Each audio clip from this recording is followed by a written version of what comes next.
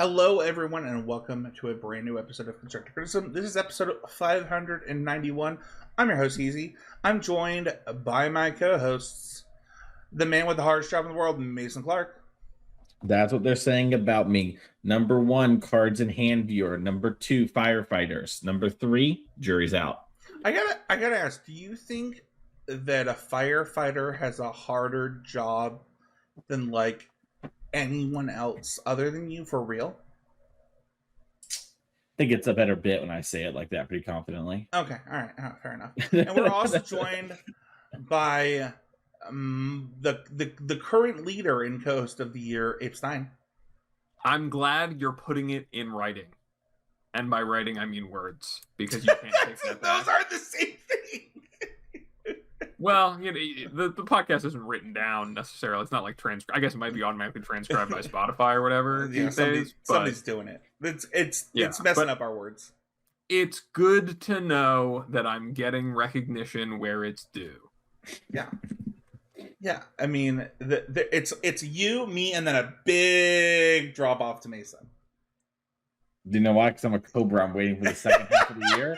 That's fresh in your mind. It's fresh in your mind. Like, I'm really stepped up, and then I'm shooting threes and I'm sinking threes.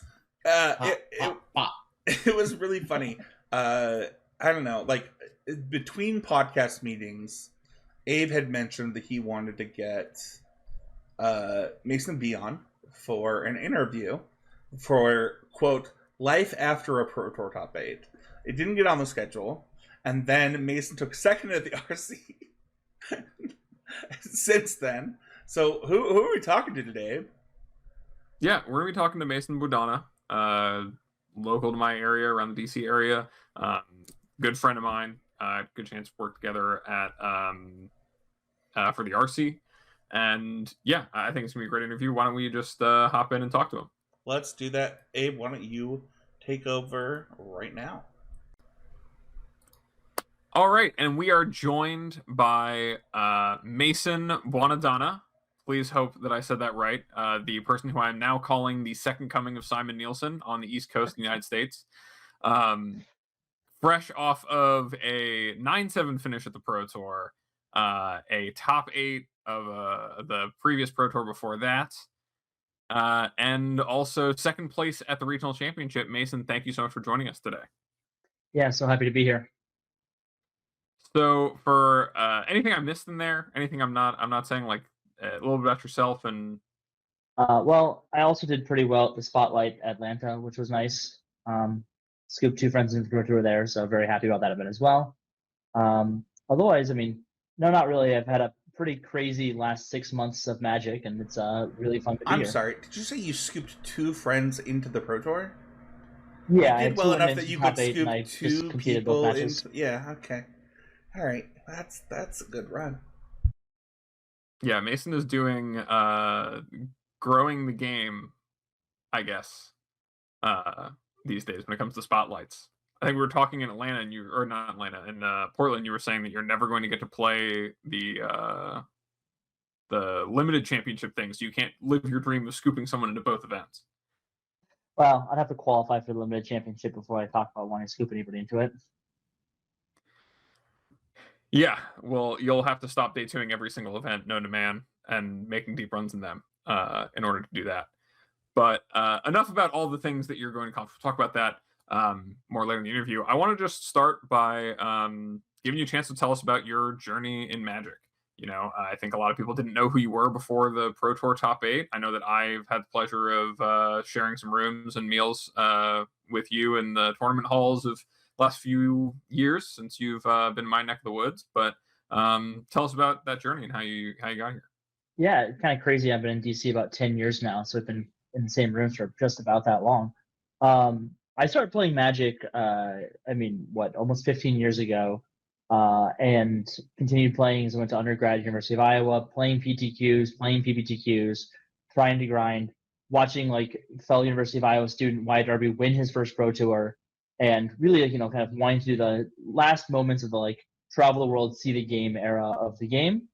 Then came out to DC for grad school. Magic was a vehicle for me to keep engaged with new community, new people. Still wanted to be competitive, but really spent a lot more time judging judging large events, a lot of GPs, a lot of local events as well.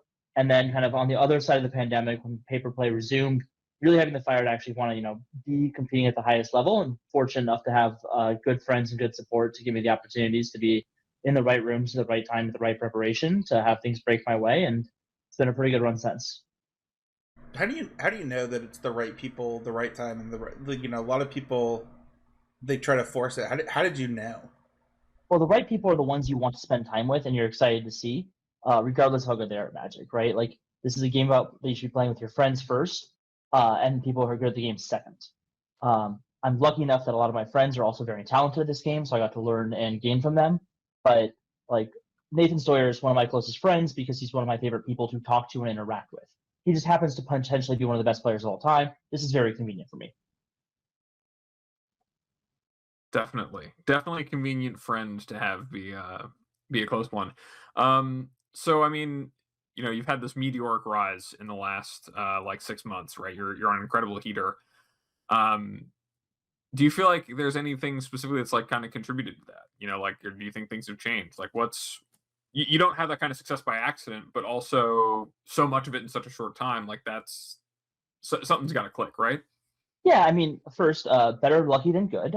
It's certainly the case that my performance and my results are more to do with me being lucky than me being better than everybody else. I'm playing good Magic. I'm working really hard, but to top 8 a Pro Tour involves a lot of luck. To top 8 an RC involves a lot of luck. To do both of those things in 6 months, you have to run hot as well. So I want to take a moment and say, very fortunate to be here, very lucky to be here, regardless of the prep and things I'm going to talk about that I think have made it so that I have the opportunity to have those things break my way. I think a lot of it's, who you work with and kind of what kind of preparation you're doing. I think that, being in rooms and working with people who are really talented at the game has gotten me to get a lot better. You figure out what mistakes you're making faster. You see the kind of play patterns that are causing you to get exploited in games quicker. You solve matchups faster.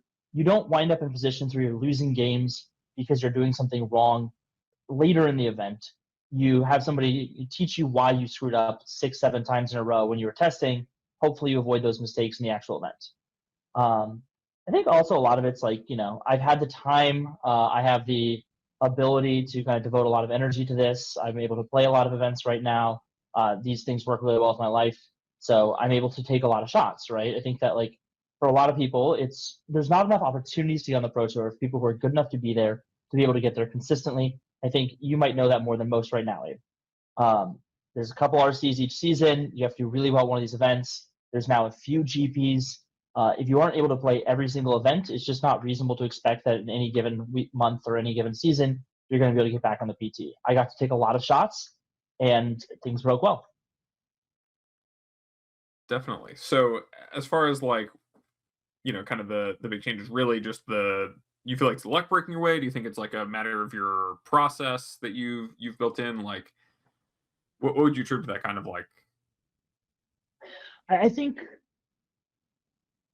a much more critical process, a process that's much more focused on, like, where are the points I had agency in a game, whether or not they influenced the outcome, what were the choices that I did make, how did those set me up. I think also kind of viewing the game more recursively, right?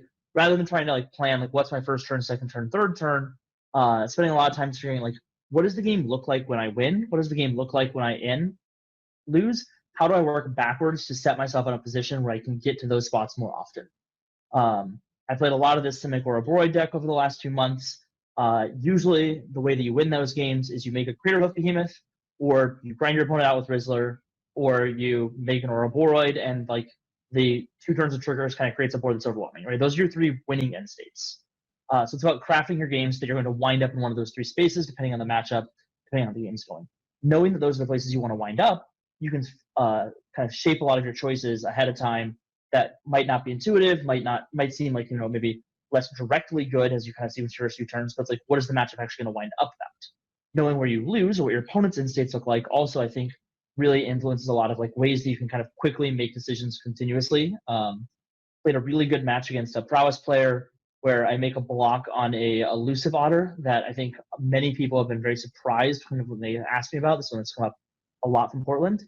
I make this block because I know that the way I lose this game is my opponent's going to have to fire off some pump spell, pump through a lot of damage, and kill me on a following turn. The Elusive Otter will have the most evasion, the least likely I can block it. Slick Shot will always be roughly the same, even if it's a larger creature when it does attack. If either creature gets through, I die. These kind of like focusing on the end state, working backwards spaces, I think has done a great job helping me understand like the game as a whole and not just be moved in front of me. Yeah, that's something that I think it was an RCQ like months ago that we were talking about shortly after the Pro Tour Top 8. We were talking about kind of something that is you were really big on in that moment was like thinking about the games in terms of that end state backwards. Like I know you just kind of touched on it there, but like can you explain that for a listener at home who might be really new to that kind of concept?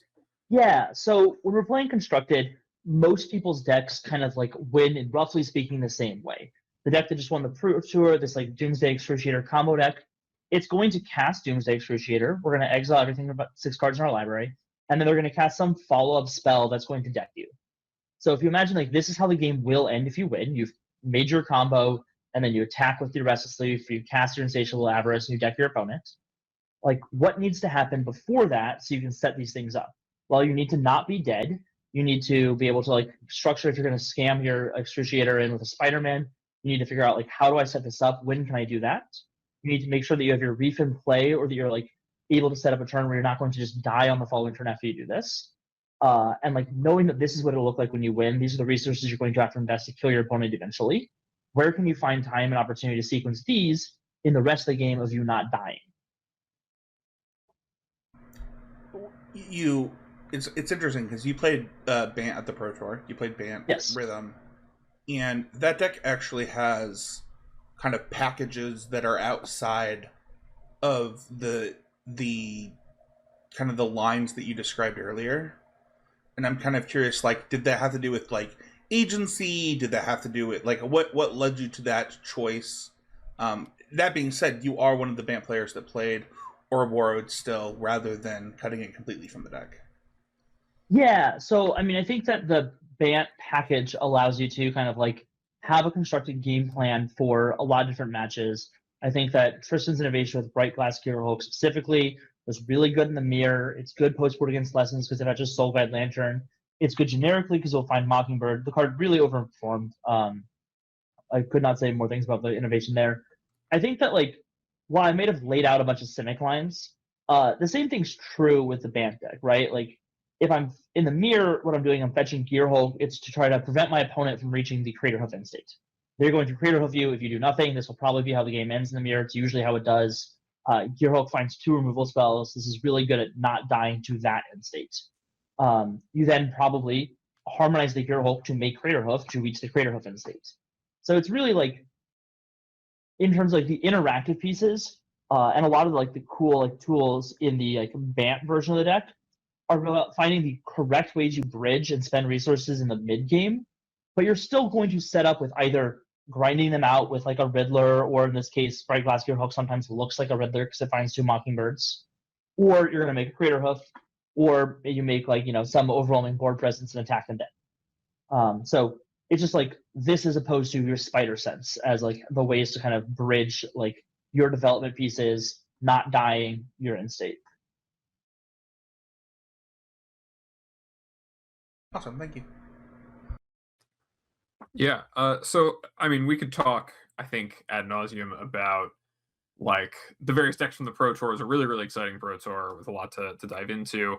But you know, that's the past now. We've you know, you're 6 months into this run that I don't know that's ever going to slow down. What is kind of your focus now? You know, looking at like where you've come from. You know, had this amazing run. You're qualified for like every event for the next like 9 months or whatever. And Worlds now from the RC. So like what else is on the plate for you? You've got 11 months of time before it's 2027. Like what's left to accomplish? Yeah, great question there too. So I think like the first thing I wanted this year was to make sure it didn't feel like a fluke, to make sure I felt like I deserved to be here and be in the room, right? I think everybody has the day where, you know, nothing can go wrong and they're just on fire. They're playing well and it's all breaking their way. I was really worried that I would leave the Pro Tour, have this top 8, and then do poorly. I did not do well in the RC Houston that followed. I did not do well at Worlds. And so to me, like, the last 3 months, really nice and validating to say, well, maybe I'm playing well enough that I can compete at this level consistently. I hope to continue to do that, right? It's a fantastic feeling to draft on Friday at the Pro Tour. Nothing quite like it. I'd love to put up another top 8. I'd love to increase the resume. Mostly, I'd love to play good Magic against the best players the game has to offer. The other thing that I have is the coolest part about Magic is that you're traveling around the world and you're hanging out with your friends and the people you've known for 10, 15 plus years to this point, and you're getting to do it with them. So part of that's a lot of what I'm trying to do is take people who have been on the Pro Tour, take people who have been engaged with the game, maybe they haven't made it through yet, kind of help them, give them the tools, and see if they can either make it back or break through for the first time, and kind of like do that kind of supporting role at the RC level. Really excited what I've been doing there, and it's been really fulfilling to kind of like try to help people get to do the same thing, right? I think playing my first Pro Tour last year, I mean, almost literally a year ago, magical experience I'd worked for more than 10 years. The opportunity to have other people be in that same spot because I helped them could not feel better. Yeah. So how are you going about that? So I put together a group of people called the Riptide Project, and this is, it's similar to what you'd imagine like at the pro level people do for like pro circuit teams. We're a little less formal. We're a little bit more loosely structured since we have a wider range of people, wider range of goals. But really, it's a place for people that are interested in being improving, that to come together to get access and to have kind of like some of the brightest people who are playing the game, not me, but some of the other people who are working here and kind of giving back and get that support. And like, so you have people that are, judges, maybe they took a month off, they played an RCQ, they won their RCQ, they're looking to play an RC. And now they have, people like Nicole Tipple that are kind of helping them out with their sideboarding slots ahead of this RC. I think it's been really awesome to watch players that maybe don't have the institutional support ahead of these big events, but have given the community and given the game enough that maybe they should, because they're good people and they're doing a lot for us as a group, to have that chance. Yeah. So, I mean, Riptide, I know from our conversation, has been like a pretty big project for you. For the listeners at home, like if they're interested in that, I know we have a lot of people in our own circle who write like CCMTG is a podcast for players who are really looking to make that step up, who feel like they are ready to make that move to the next level, looking to improve. Like how would they go about getting involved in something like that? Yeah, so we're taking, or go ahead, Spencer. Oh, I was just gonna say I actually saw the post that you did today, and I will put it in the show notes so that it will be available in the show notes for those listening. Awesome, thank you. Yeah, so we're taking applications right now. One of the obvious tough sides about this is there's a lot of people that I think are competitive, that want to do well, and would be great people to work with. It is unfortunate, obviously, that we have limited bandwidth and space and opportunity. So we're taking applications, giving people an opportunity to talk about why they should stand out, why they should have an opportunity and chance to work with us, and what they could bring back. It sounds like Spencer's going to link kind of the details on where that is. So really looking forward to hear from people that think that maybe they have the opportunity to take the step. They feel like maybe they're there. They just need a little help. They need a little support. Or they need like people that think like them or work well with them, and kind of see what we can do.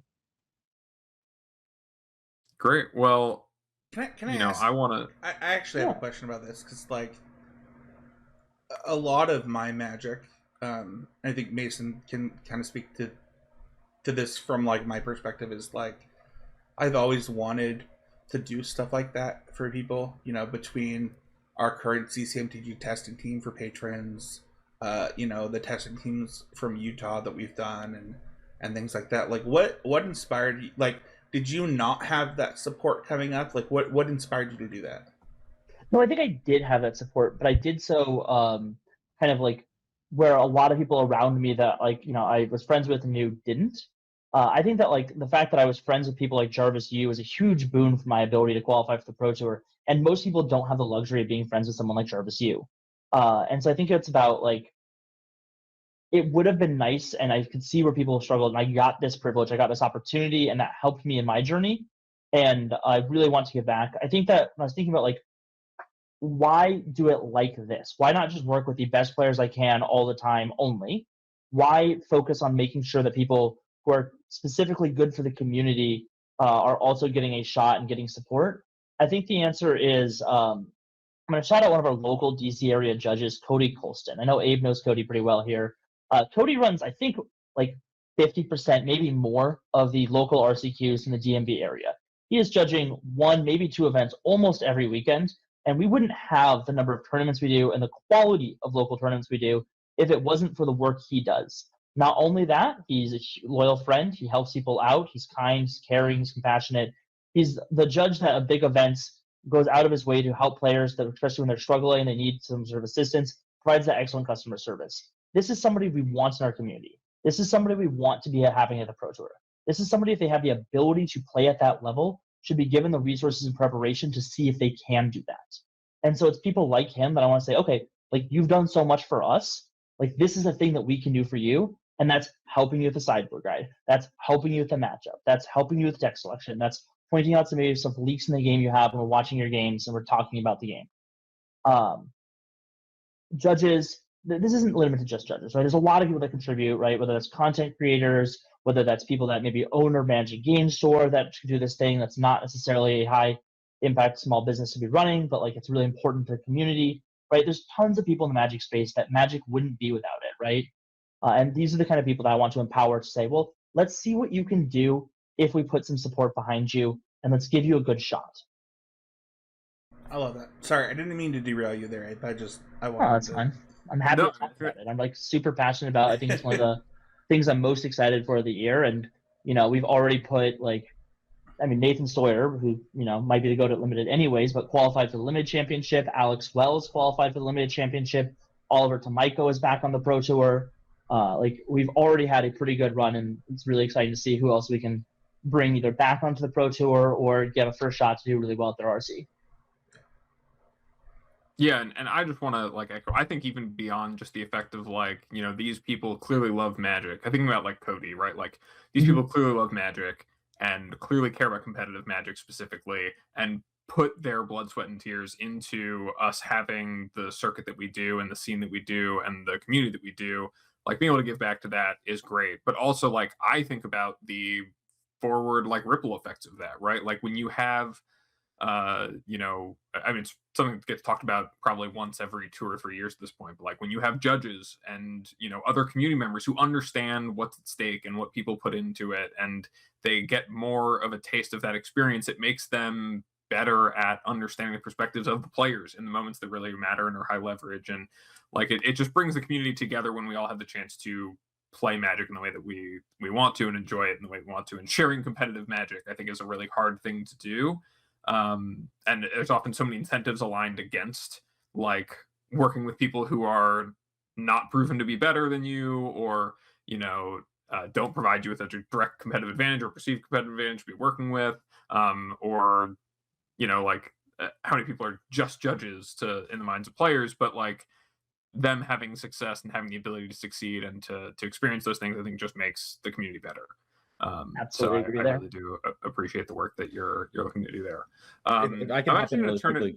Sorry, really quick. I've been a little quiet here. I think another thing that's worth mentioning too is just because someone hasn't done something yet doesn't mean they're not going to be the next Nathan Sawyer. You know what I mean? It could just literally be like you mentioned, you have this one interaction where you learn this one thing, or all these things sort of occur, and you can learn a lot from these people who haven't had a chance, or maybe haven't had the time to prioritize it in life, right? There's plenty of people who want to do Magic full time. They want to, play the Pro Tours, etc. But they've got to get through college, and then they're going to get settled their job, and then they get a girlfriend, and they move into this house. It's okay, I'm 35, I want to do this, and they could be this huge resource and potentially this great friend you might have as well, but they just haven't had that time and that opportunity. I think that's one of the great things about this Riptide project. Yeah, absolutely. And obviously, I think that I'm hopeful that as we do this and we get attention to it, other people might emulate and replicate this. I think that there's an abundance of local communities that can be doing similar things, and really emphasizing bringing in the players and the people in their local community that are good for their community, and really prioritizing those individuals as somebody who you should be supporting to help play competitively when they want to. I just want to highlight, Mason, your point. This is actually funny. Just you saying that about like you never know who the best Magic player ever could be just like under a rock and not know what Magic is, or like not play Magic at tournament levels. Paul Green, who I think now for like Pro Tour players, he's definitely a Pro Tour player. But he, when I was talking to him at Pro Tour Final Fantasy, he was telling me like, yeah, I basically just didn't play like Grand Prix or anything, and like didn't engage with Pro Magic because it didn't seem attainable for like the RC system. He's now number 15 on Elo Project. Like, I think there's so many players like that who could be out there, and I think things like the Riptide Project do a great job of giving them the opportunity to. I'll just pile on here. Adam Brace, who played with Team System Magic, or Boulder or whatever this time. I don't know. It was like, I don't know, like 4 or 5 years ago.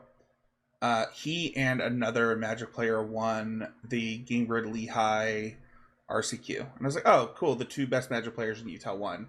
People were like, the 2 best Magic players in Utah? What are you talking about? I was like, have you watched these dudes play? Like they're like, it was William and Adam, and like I remember the first time I played against Adam, I was like, oh, this dude's really good. I've never met him before, and then now he's a Pro Tour mainstay and the best player in Utah by like a substantial margin, and like I don't know, like I think that like it's so easy to think like, oh, this person's just like good at our local level, but like you can really see that type of stuff if you know what you're looking for. And I got made fun of for that post, but just gonna. It's aged well. Yeah. No, absolutely. Phenomenally. I got to work with Adam for Pro Tour Edge of Eternities. Fantastic drafter, fantastic limited mind, good teammate, good person. Like, only good things. Yeah. I want to add one thing to the conversation here about kind of like empowering, and like the best Magic player might be under the rock. The best Magic player might also not be the best Magic player yet. I think that like I was not nearly as good as I am today a year ago, and a year before that I was also much worse. And I think that like to some degree, what's really underestimated by the way that we kind of currently perceive skill in Magic and like who we choose to invest time and energy to is aptitude. There's a lot of people that if you give them the resources, if you show them what the right way looks like, if you show them like what kind of decisions, if you explain for the first time, like the first time you teach a player, hey, the only life point that actually matters is your last one. And if your opponent has Lightning Bolt in their deck, well then yes, the last 3 matter because Lightning Bolt will allow them to access those last 3. So staying at 4 really matters, but 5 is irrelevant. Is the moment where they go, oh, and then they make another connection, another leap, right? Most people do not invent calculus on their own. There are about 2 people that did that, props to them, but everybody else has to be shown by somebody else who's already learned it. For most of us, we need to learn because somebody else has already done this. The person that might discover the next thing that they need to do, or the person who might understand everything better than all of us, might still need to be taught and might not be very good right now. That doesn't mean they shouldn't have an opportunity to try to like be put in the room to see if they can learn. Yeah, and I think especially if there's someone who cares enough about the community to be involved, like that's a good reason to give them the shot. So, part of the benefit of being a patron of the show is that we have, guests like Mason, Mason B, not Mason Clark. You get the chance to ask. You also can ask Mason Clark questions, to be fair. You can every other week, actually. No questions for Mason Clark this week. We have a different Mason. I think that makes sense. It's too confusing already. Yeah, I appreciate Mason actually being a bit quiet during this interview, so we can make sure to talk to the Mason we brought on. But just the first time for everything. First time in. I got mistaken for Mason Clark for years as, oh, you're Mason? Is that Mason Clark? I'm like, no, Mason Clark. Is that true? Yes, that is true. Don't beat his ego. Just say it's I would never. But the best part about this is I got congratulated. Don't do that. You have to. You can't say that. I got congratulated on my Pro Tour top 8 and my spotlight finish, and I said, "Thank you so much."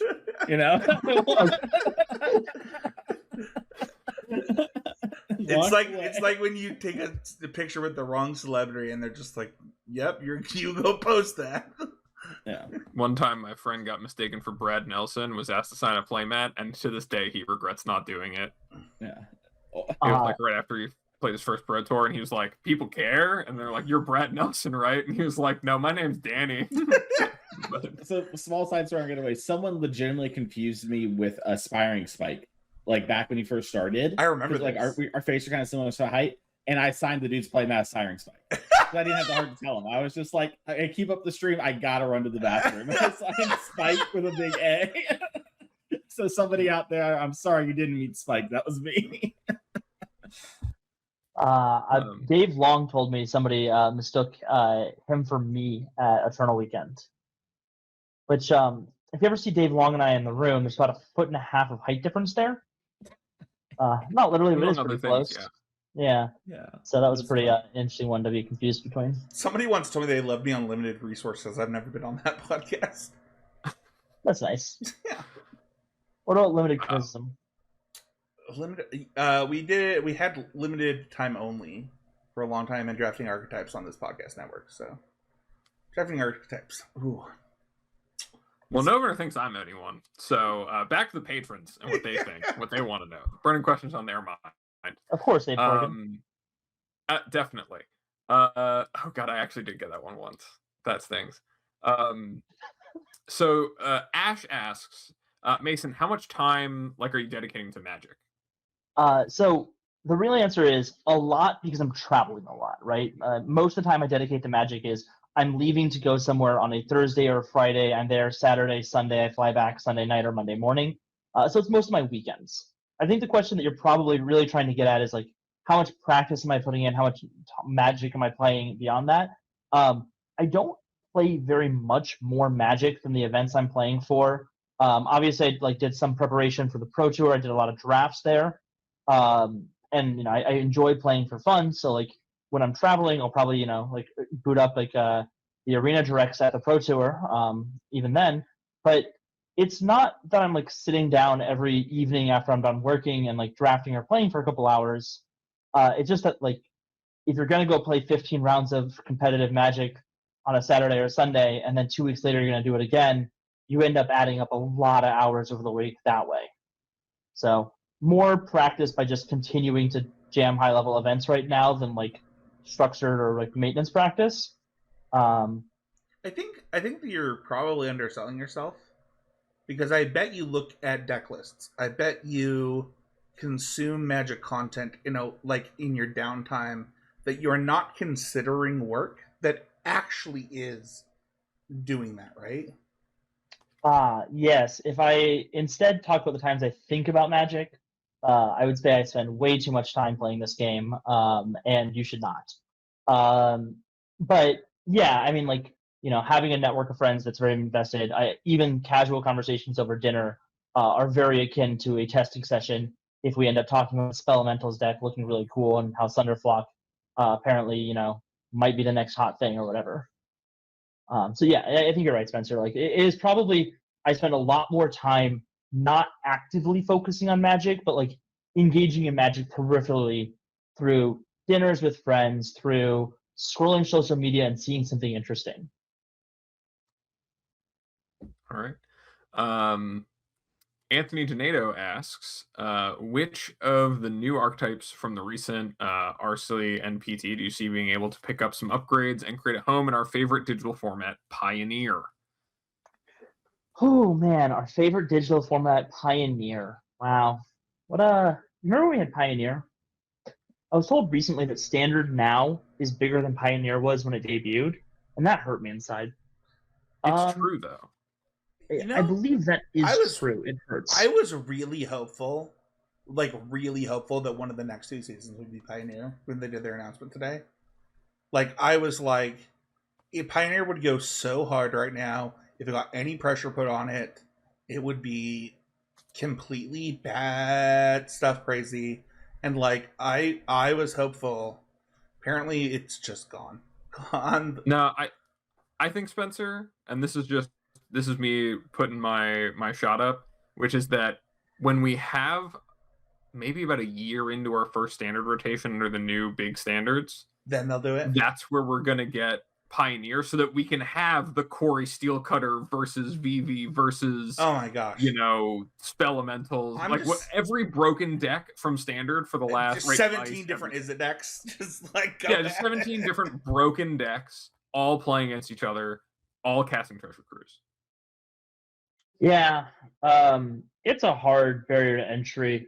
So, Anthony, if you haven't seen it yet, there's an Izzet deck in Pioneer that's doing very well with Grands and the Lessons package, and the Lessons package and Boomerang Basics, Storm Chasers Talents, 2 different decks that put some people into the Arena Qualifier weekend last month. I think both those decks remain pretty good.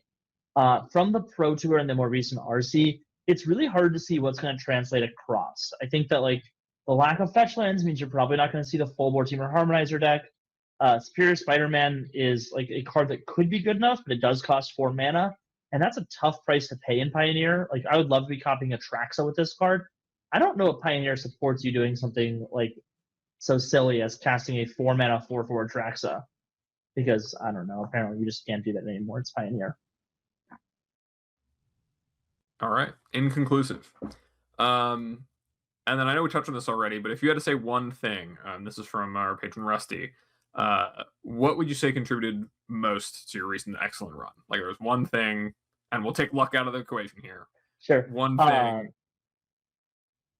Being really intentional on the how I approach matchups or games. Doing things with not just because I think it's like good or right, but because I have a specific reason in mind that I can then articulate or explain back to people. I think the more you're able to like coherently explain your thoughts, the more likely you are that the plan you have is good, or if it's not good, then by having that dialogue, you can stress test where it fails. I love that. All right. Well, I gotta say thank you so much for coming on, Mason. Before we let you go, last chance to plug anything. I know we talked about Riptide. Anything else you wanted to talk about, or? So I had a great Portland experience. Obviously, did very well. Lost to Tristan in the finals. Abe, we actually prepped together a little bit for Portland, and so I kind of want to conclude on that question. Talk to me about like your process on this. We talked about playing the Simic deck. You kind of like did some of your own testing. We communicated back and forth. Like, what was that like for you? Like, how did this work against your normal testing process, and where do you feel it went? So, like, what went well, what went wrong? Yeah, that's kind of an interesting question. I talked about it a little bit last week when we did our Portland recap episode, but briefly, like, one of my goals from like for this year is to try to do things differently than I've done them in the past, because I think that that's a big catalyst to doing things better, is trying more things. So like, I had pretty firmly set from my testing of just evaluating the format on Jeskai, and then we had a conversation wherein you kind of debunked a lot of my leans towards Jeskai, between like conversation me and Jarvis had, and then I decided to say, okay, well, if I'm wrong about that, let me reevaluate my priors on matchups, and then you end up convincing me to play Simic, or at least give it a shot. And so I wound up playing a lot of matches with various cards I did and did not believe in, including Oko. And at a certain point, I was so off Oko, I tried building other decks without it, like just building 75s that I liked from what I had experienced, which was kind of a lot because I was coming into the format on low reps.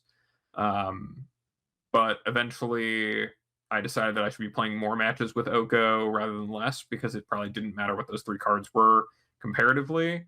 And then Oko seemed pretty good in matchups I thought that were common, even if I didn't believe it was necessarily great in like matchups I really cared about.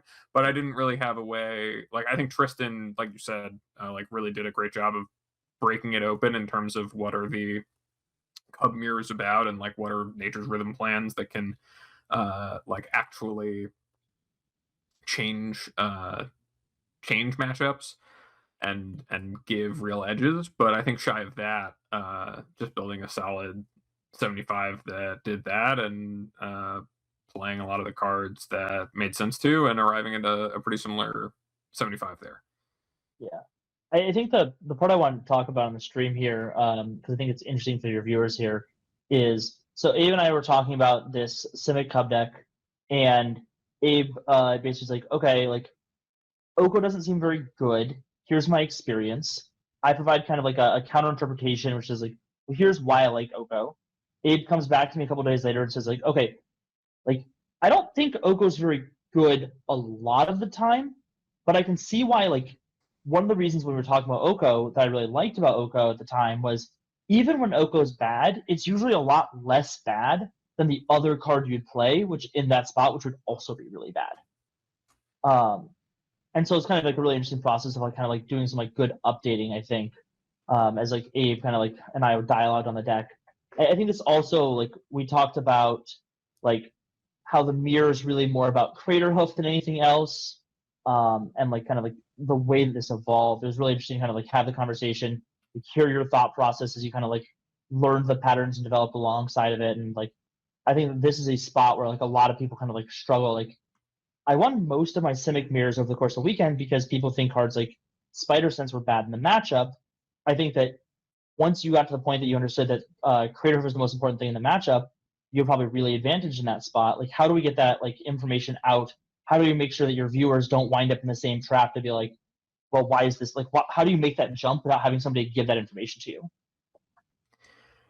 Yeah, I mean, for me, that's like I think that the biggest part of our conversation that was really helpful to me when we were talking about Oko was the like above replacement piece of it, like the fact that compared to like, and it was true, a lot of the cards was playing with the exception of like additional Mockingbirds. Um, Most of them were just like Sirach or like maybe main decking some bounce offs, like things that were traditionally good in the mirror, but like were otherwise kind of lackluster and most of the time were poor comparatively compared to like the upside of when Oko was good and like in the matchups where I wanted a card to be good and could win like free roll some games against Lessons, free roll some games against Jeskai, two matchups that I wanted to make sure I was hedged against. But I think that like I mean kind of like you said, like understanding what the end states are and what actually matters, and then making sure that all the cards in my deck align to disrupting that game plan or enabling that game plan. Like that's the way that I approached it in terms of like then building out my sideboard plans and like what actually mattered in the matchup. Because the Crater Hoof and like Regent thing was pretty apparent. Like that definitely was easy to grok and true about most of the matches. But like then thinking about it in terms of those individual cards compared to Oko was really helpful. And then like after establishing that, it was like when I'm playing a mirror match, like what are the things I actually care about doing and answering? And a lot of times it was like Nature's Rhythms or Crater Hoof triggers or Region triggers. I wouldn't sell yourself too short when you say it's like pretty easy to grok. I think that like I was watching back the coverage of Portland and like Corey's commentating and is incredulous that Spider Sense remains in the deck post board in the Simic mirror, and I think that like it takes that extra step of like abstraction to go, okay, so like we know the mirror's about Hoof, what interacts with Hoof, even if it's not apparent at first. Yeah. So I think you should probably have more credit for just if that's an easy skill for you, it's not a common skill.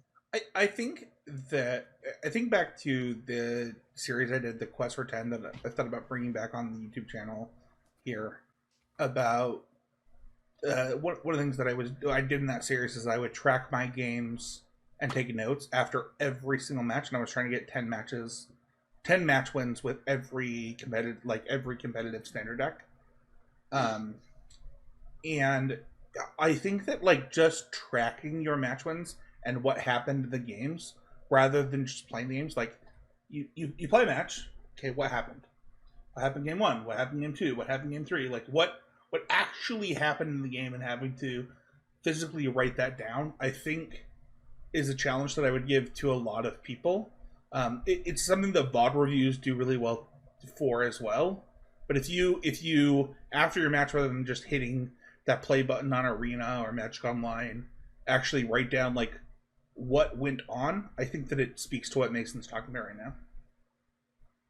Yeah, Spencer, I think it's a great idea. I think that like people have a lot of tendency to gravitate and like focus on the games they played and they lost, and like what could have gone differently to get them to a better state, what decisions they could have made differently, what mistakes they might have been able to avoid. I would love to see content where someone's like goes through and focuses even on the matches they win, like, okay, but how did we get there? As like does this help me plan to set up this game to get there more consistently in the future after I see what winning looks like more often? I can't wait to see Mason Clark making that content in the next 3 months. Great.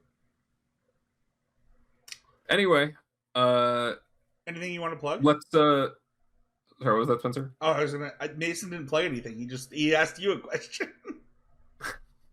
Yeah. Now that you've asked me the question you want to ask me, where can people find you?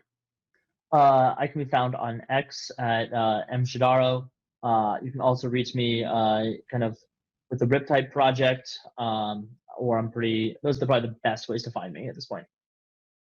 All right. Well, it's been an absolute pleasure having you on, Mason. Please, anytime you want to come back, let me know. We'll try to find a way to slot you in. It's been a great interview, and the people will know your name, even if they can't pronounce it. Hopefully, I have a good reason to come back on later in the year.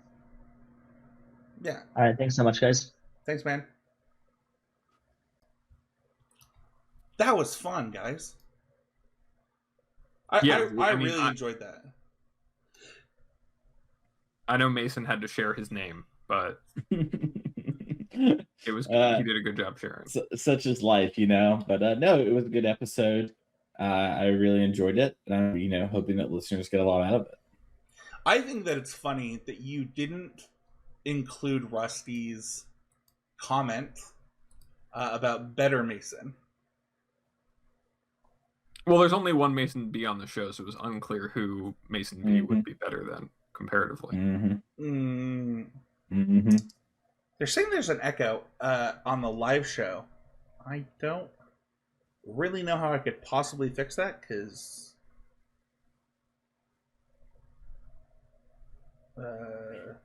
let me know if it goes away. Anyway, it shouldn't suddenly start. 10.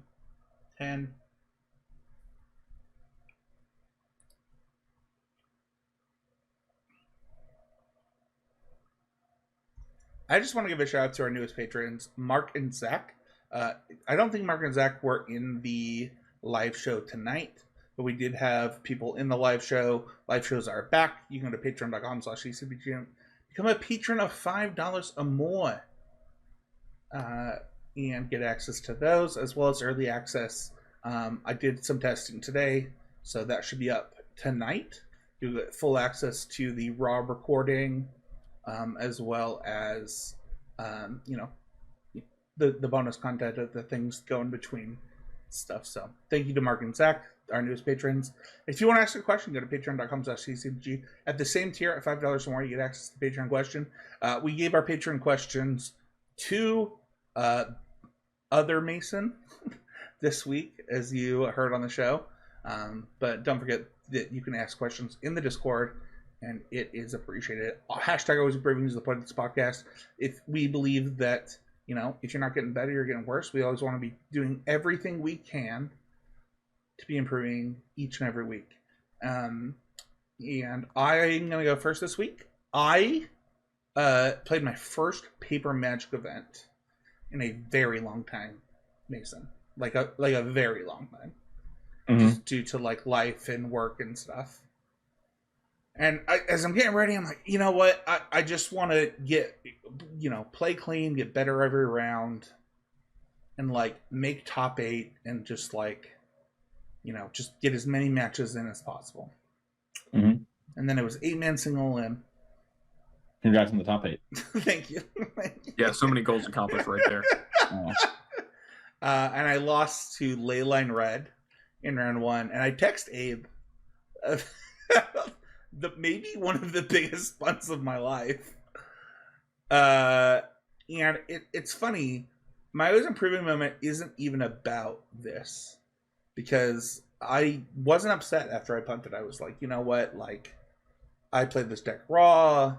I am just trying to play Paper Magic again.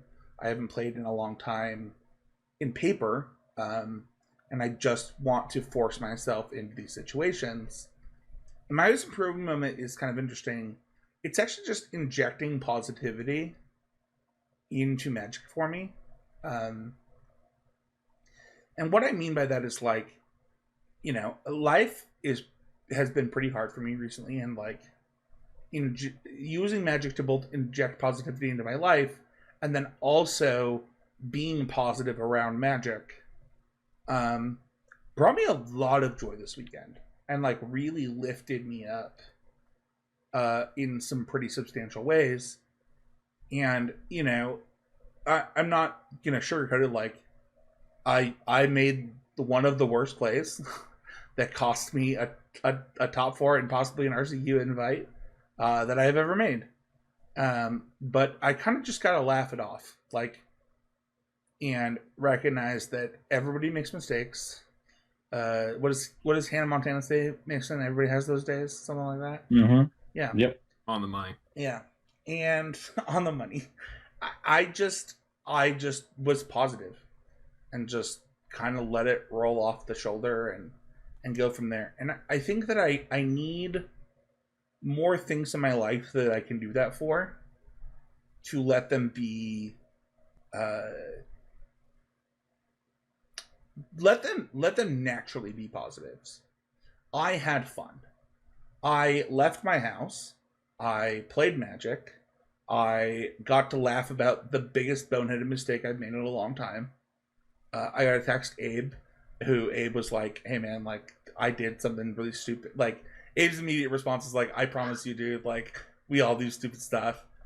I think that, like, you know, not getting bent out of shape over it and just laughing about it was maybe exactly what I needed in life right now. So That's Sure, great. that's the good mental. I don't know that I have good. It's kind of like we did an episode like a really long time ago about like faking positivity till you like believe it. And you know, I'm not one for like toxic optimism or positivity, but at some point, like, it's just a match of Magic, and like, you know, the thing that I did was so bad that it was comical. So, what about you, Mason? Mine comes from sort of like, it's a little hard to explain, but so basically, I worked the Pro Tour last weekend, and sometimes they give you like little goodie bags, right? So I got like, you know, like a little play mat, I got some collective boosters, and I also got like a box of Lorwyn, like a play draft. Oh, well, there's only play boosters. I forgot there were draft boosters. And I was like, oh, is it a? They handed me the box, like, oh, is it a play or a draft? And they were like, play, looking like an idiot. And I was like, why are you looking at me like that? You know, and that didn't occur to me till later.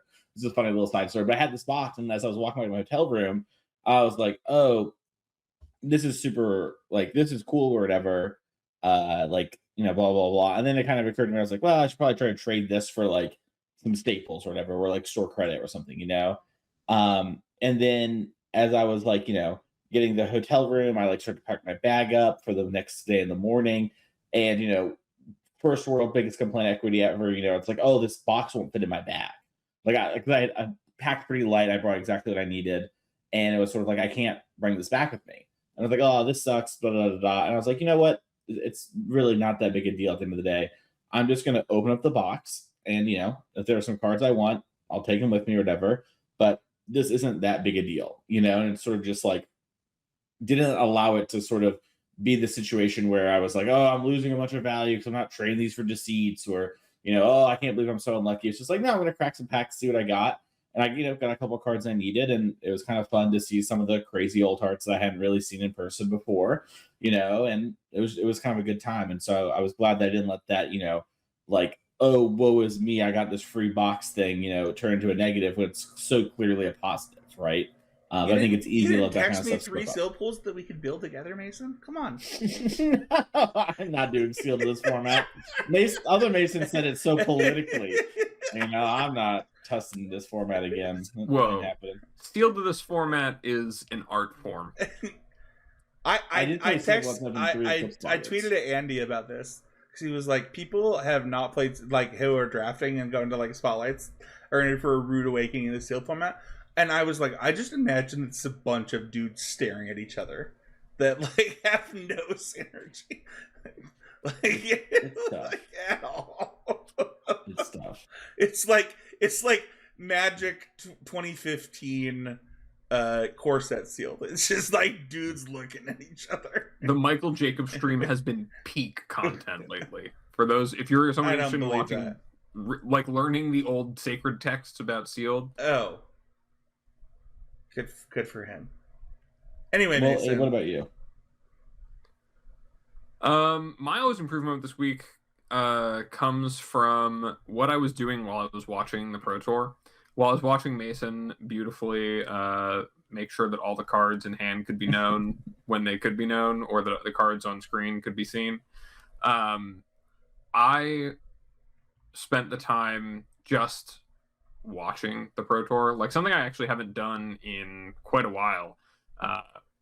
Like making a point of watching the top 8 matches and just paying attention to like the plays being made, the ways the matches were breaking down, the way the players were approaching the matchup, thinking about the turns in front of me, and just like taking in the whole top 8. And it was a really, really good experience. I think that, especially given how much had changed in Standard in such a short period of time, seeing what the people had cooked up for the Pro Tour, the outcome of the Pro Tour was roughly my prediction in terms of the way the top 8 played out. Like most matches broke the way that I thought they would. I thought the Excruciator deck was like the perfect level to be on, where it was able to beat the Cub decks and then also good against the decks that were able to beat the Cub decks, and the exact kind of deck that beats a very well engineered Sanctum of All metagame crusher in the Harmonizer combo deck. So I don't know, it was just like a really good experience of stopping and taking the time and making sure that I took in all the information that I knew that most of the other people around me would be taking in, and thinking about how it all played out, because Magic coverage isn't something that I've really, like, a lot of times on the weekends I'll commit my time to just something else. I'll kind of catch the results afterwards. I'll watch the clips on social media while I'm kind of like gaming on the side, but I kind of use this tool for procrastinating from tuning up my resume for a job I was applying for, and turn that into an opportunity to really just think about Magic and experience the Pro Tour in that way. So that was something that reminded me why I like it so much, and like why the Pro Tour coverage is so cool and important. And there was a lot of really good Magic, a lot of really incredible games, and I feel like I have a better grasp as a result, and it's something I want to keep doing more often. So that was my last improvement this week. You know what? It's funny. I used to host watch parties for the Pro Tour in my apartment before I was married. Like we'd get some tequila and some vodka, and we'd watch the Pro Tour and like talk about draft picks, and like we'd have like, I don't know, like 8 people over. I really miss that, because Mason has heard me do this about 1,000 times, and I'm gonna do it again, Mason, where like people watch the Pro Tour for the wrong reason, and they watch the Pro Tour to correct the players. They're like, I would have done this, or they're like trying to catch cheaters, or they're just not watching it with the right intent. When you watch the Pro Tour with intent of learning and understanding and questioning, like, oh, why did they do something different than me? You get so much out of it. And, Abe, I'm really glad that you got the opportunity to do that, because it's the best way to watch Magic, and it makes this game that's kind of boring to watch really enjoyable to watch. So. Oh yeah. All right, that is going to do it for this week's episode of CCMTG. If you want to check out our sponsors, check out untapped.gg. You can use the link in the show notes. Get their premium. This draft format's kind of hard. Get their premium. Check it out. Use the code in the show notes, as well as our other sponsor at Mana Traders. Use code CCMTG11. Man, we're at 11 now. And Play all the new standard decks. You don't have to worry about your rare wild cards in this crazy world of mythics and rares that Lorwyn has brought. So check that out. And then if you can, check out the swag store. Support CCMDG by repping us and sharing the podcast. You can join the conversation by joining the Discord by going to patreon.com/CC3 and becoming a patron of $5 or more. You can also leave a YouTube comment or a Spotify comment. We have seen them. We have noticed them. We have liked them. And every time somebody leaves a comment, Abe gets a little happier. Like just a little bit. You know, what's funny is he doesn't even have to see it. He's like walking around the bank that he works at, and all of a sudden he's this little tickly feeling. He's like, oh, somebody left a comment. Woo! It's pretty great. I run on that energy. It's true. It's true. That is going to do it. Thank you, everybody, so much. Where can people find you, Mason Clark? You find me on Twitter at Mason E. Clark. You can find me at twitch.tv/TheMasonClark. And you can reach out for coaching, masonclark@gmail.com, or my Twitter. Put coaching in the description. I do have spots available right now. I know some people recently reached out and were asking because of the RC coming up, and just wanted to let them know that that is there. So if you're interested in it, now's the time. Abe, what about you? People can find me at Blue Sky at More Nothings or Twitter at More Nothings. You can DM me at either for coaching, or you can send me an email over at morenothings@gmail.com for coaching. How about you, Spencer? Yeah, you can find me at Spencer or He's a Game, basically everywhere. And yeah, we're working out a new time for Constructed Clash. We took a month off just for kind of the beginning of the year, getting things settled. But it'll be here on the Patreon for Matt's side. It'll be on the YouTube channel, and we're really excited about it.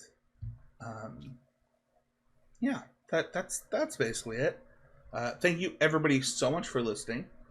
And thank you so much to our guest for coming on this week. I really enjoyed our time with Mason.